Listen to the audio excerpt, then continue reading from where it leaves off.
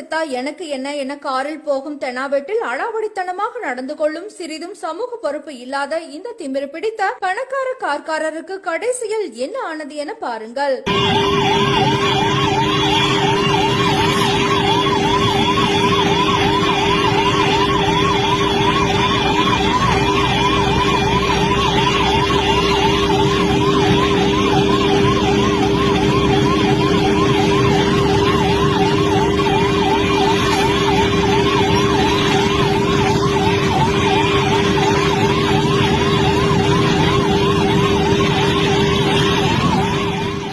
சாலை இருவழி சாலை. கோட்டிற்கு அந்தப்புறம் எதிர் திசையில் வாகனங்கள் வந்து கொண்டிருக்கின்றது. கோட்டிற்கு இந்த பக்கம்தான் ஆம்புலன்ஸால் செல்ல முடியும். ஆம்புலன்ஸ் டிரைவர் உயிருக்கு போராடி கொண்டிருக்கும் நோயாளியை காப்பாற்ற காதை கிழிக்கும் அளவிற்கு ஹாரன் ஆம்புலன்ஸ் சத்தத்தை அடிக்கின்றார். ஆனால் அந்த கார்காரரோ அதை காதில் வாங்கிக் கொண்டு வேண்டுமென்றே யாரு செத்தா எனக்கு என்ன என ஆம்புலன்ஸிற்கு வழிவிடாமல் செல்வதோடு அதன் குறுக்கே புகுந்து ஆம்புலன்ஸ் முன்னேறி செல்வதற்கு இடையூறு செய்கின்றார். கேரளாவில் பொன்னணி என்ற பகுதியில் இருந்து திரிசூர் மருத்துவக் கல்லூரி மருத்துவமனைக்கு உயிருக்கு ஆபத்தான நிலையில் நோயாளியை ஆம்புலன்ஸில் ஏற்றிக்கொண்டு செல்கின்றார் ஆம்புலன்ஸ் டிரைவர். கார்காரர் ஒரு நொடி சற்று விலகி இருந்தால் ஆம்புலன்ஸ் முன்னேறி சென்றிருக்கும். ஆனால் அந்த பணக்கார கார்காரர் அதை செய்யவில்லை. நீங்கள் பார்ப்பது அனைத்தும் தொடர்ச்சியான காணொளி. இவ்வளவு நேரம் ஆகியும் அவர் ஆம்புலன்ஸிற்கு வழிவிடவில்லை.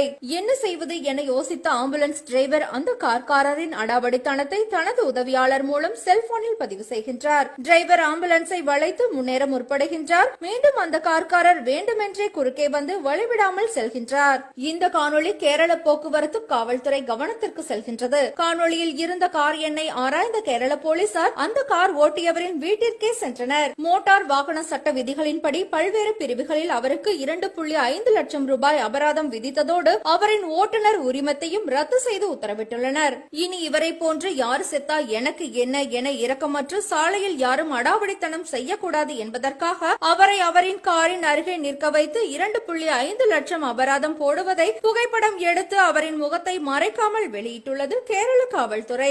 எதிரியாக இருந்தால் கூட ஒருவர் உயிருக்கு போராடும் நேரத்தில் எல்லோருக்கும்